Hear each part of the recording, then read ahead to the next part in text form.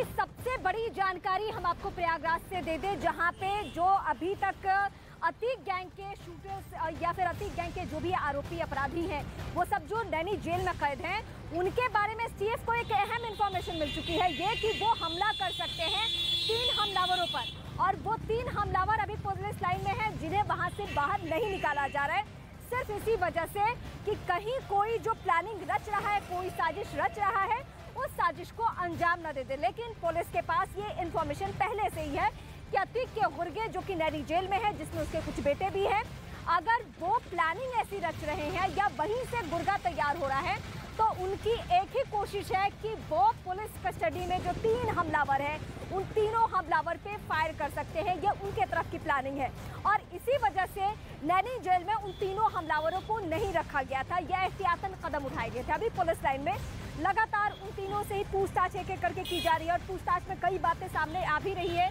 जिसमें हालांकि बयान तो तीनों के आपस में मेल नहीं खा रहे हैं। तीनों के बयान जो हैं वो अलग अलग है, यानी ऐसा लग रहा है जैसे पहले से उनको इसके बारे में भी उनको बता दिया गया हो।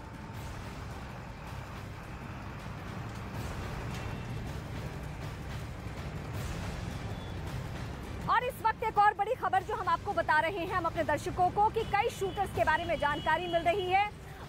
एक एक करके कई वीडियो भी सामने आ चुके हैं। कई सारे ऐसे इंफॉर्मेशन है जिसमें ये भी पता चल रहा है कि फोन कॉल को ट्रेस किए जा रहे थे। वो अतीक और अशरफ के मर्डर के बाद एक बार फिर से वो सभी बंद हो चुके हैं। हजारों की संख्या ऐसे फोन की है। ये इस वक्त की सबसे बड़ी खबर हम आपको बता रहे हैं। रोहित मोई के बारे में इस वक्त इंफॉर्मेशन हम आपको दे रहे हैं। अतीक अहमद और अशरफ की हत्या के लिए यूपीएसटीएफ की नजर गैंगस्टर रोहित मोई पर है। रोहित मोई उत्तर भारत का अकेला हथियार सप्लायर है। सूत्र ये भी बता रहे हैं कि जिन हथियारों का इस्तेमाल अतीक अहमद और उसके भाई अशरफ की हत्या के लिए किया गया था, वो जिगाना पिस्टल सिर्फ गोगी गैंग के सरगना, जो कि रोहित मोई जिसका नाम है, उनके पास ही है और उनके इशारे पर ये हथियार सप्लाई किए जा सकते हैं। ये इस वक्त की सबसे बड़ी खबर निकलकर सामने आ रही है। रोहित मोई के बारे में, ये हथियार सप्लाई करता था, इसके बारे में ये खबर इस वक्त मिल रही है। तो सबसे बड़ी जानकारी हम आपको इस सप्लायर के बारे में बता रहे हैं। पहुंचेंगे दोबारा और इस जानकारी को आपको बताते हैं कि गैंगस्टर रोहित मोई कौन है और अतीक अहमद के मर्डर के बाद वो यूपीएसटीएफ के रडार पर कैसे आया। देखिए, एनसीआर के जितेंद्र गोगी गैंग का मुखिया है रोहित मोई। जितेंद्र गोगी की हत्या के बाद रोहित मोई ने गोगी गैंग की कमान संभाली। उसके बाद रोहित मोई उत्तर भारत का बड़ा हथियार सप्लायर भी बन गया।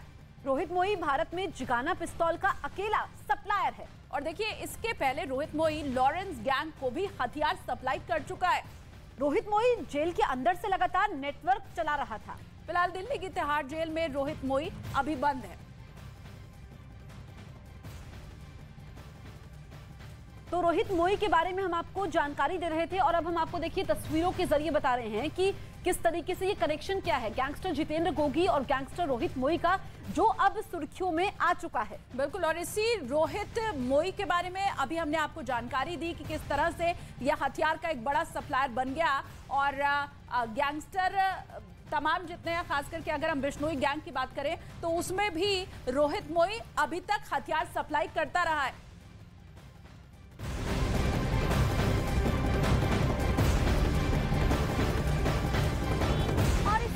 बड़ी जानकारी, जिन लोगों को लग रहा था शाइस्ता परवीन का कहीं भी कोई इन्वॉल्वमेंट नहीं है, वो एक वीडियो के जरिए समझे कि शाइस्ता परवीन को क्यों बार बार हम लेडी डॉन कह रहे हैं। ये हम ही नहीं कह रहे, बल्कि जो पुलिस सोर्सेज हैं वो भी कह रहे हैं और इस तरीके से बातें स्थापित भी हो रही है। ये साबिर जो है वो शूटर है। असद जो कि इनकाउंटर में मारा जा चुका है, कुछ लोग तो उसके लिए भी आंसू बहा रहे थे, कुछ लोग उसके लिए भी रो रहे थे, लेकिन असद और शाइस्ता परवीन, ये 2 ऐसे लोग जो कि कभी भी पर्दे के बाहर नहीं आए जब तक अतीक था। लेकिन जैसे जैसे अतीक के बारे में बहुत सारी बातें, बहुत सारा राज खुलने लगा, तो पता चला कि ये जो बुरके में हमेशा जो महिला दिखती है शाइस्ता परवीन, वो तो मास्टरमाइंड है। वो तो उमेश पाल हत्याकांड की मास्टरमाइंड है। उसने जेल के बाहर रह के खूब साजिशें रची, खूब प्लानिंग की, सारे शूटर साइड किए, पैसे दिए, जो एप्पल के फोन का इस्तेमाल हुआ, ये सब कुछ किया। और अब ये जो साबिर नाम का शूटर है, उसके साथ ये वीडियो में जो दिख रही है, तो आप खुद समझदार हैं, आप समझ सकते हैं कि ये किस तरीके से अपराध की दुनिया चलती थी। उसमें सिर्फ एक अतीक नहीं था, अतीक ने अपने कई हाथ तैयार कर रखे थे और उसमें एक हाथ तो शाइस्ता परवीन भी नजर आ रही है। मैं इस वक्त अपनी सहयोगी प्रियंका का सीधे रुख करती हूँ। प्रियंका, अतीक और अशरफ का खात्मा हो चुका है, हालांकि जो जांच प्रक्रिया है वो एक तरफ चल रही है, लेकिन सवाल ये भी अहम है कि जिस शाइस्ता को लेकर अभी भी कुछ लोग आंसू बहा रहे हैं, वो शाइस्ता का एक एक करके वीडियो तो देखे कि उसका इंफॉर्मेशन कहाँ और किन शूटर्स के साथ है। जी बिल्कुल, देखिए कई वीडियो ऐसी सामने आई हैं जहां पर शाबिर के साथ शाइस्ता नज़र आ रही हैं, शाबिर बिल्कुल उनके पीछे नज़र आ रहे हैं। लेकिन यहाँ पर जहां पर फिलहाल मैं मौजूद हूँ, रीमा, मैं तस्वीरें आपको दिखाऊं कि आज अलविदा जुमे की नमाज है और उसके चलते जो प्रयागराज का जामा मस्जिद है वहाँ पर आप देखिए कि किस तरीके से सिक्योरिटी का इंतजाम है।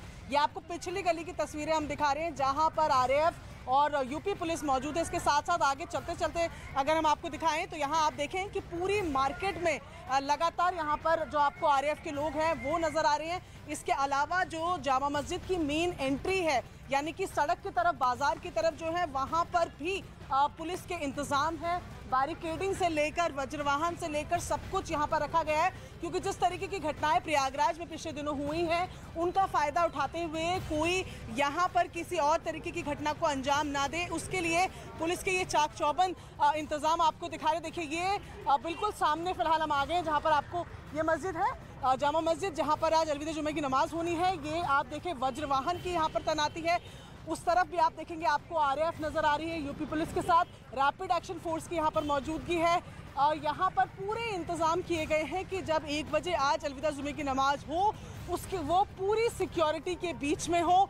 और यहाँ पर 8 कंपनियाँ बताई जा रही हैं रैपिड एक्शन फोर्स की पहुँची हुई है। इसके अलावा PAC, यूपी पुलिस की तमाम टुकड़ियाँ भी यहाँ पर पहुँची हैं, यहाँ पर आला अफसर पहुँचे हैं। और साथ ही साथ ये भी बताया जा रहा है कि इस इलाके की ड्रोन से भी निगरानी की जाएगी, यानी कि एक तरफ तो अतीक अहमद की पत्नी शाइस्ता को लेकर सर्च ऑपरेशन जारी है, वहीं दूसरी तरफ लॉ एंड ऑर्डर मेंटेन रहे, पुलिस उस दिशा में भी काम कर रही है। और तस्वीरें हमने आपको प्रयागराज के जामा मस्जिद के दिखाई। शाइस्ता की अगर बात करें तो एक के बाद एक वीडियो सामने आ रहे हैं जहाँ पर शाबिर के साथ सीधे इन्वॉल्वमेंट, और लगातार जिस तरीके से कहा जा रहा है कि बागडोर संभालती थी जेल जाने के बाद।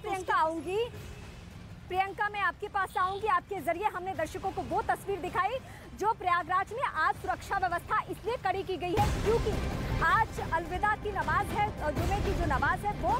लेकिन एक बड़ी खबर ये है कि जो 3 हमलावर पुलिस कस्टडी में हैं, जिनसे SIT की टीम लगातार पूछताछ कर रही है, वो आपस में उनके बयान मैच नहीं खा रहे, मेल नहीं खा रहे, और इसके लिए उनका नार्को टेस्ट बाकायदा किया जाना है कि आखिर सच्चाई क्या है। जो हम हथियार सप्लायर रोहित मोई का नाम ले रहे हैं, या फिर हम ये आपको बता रहे हैं कि दिल्ली से उसका कनेक्शन है। हमने कल आपको ये इन्फॉर्मेशन दी कि अरुण मौर्य नाम का जो शख्स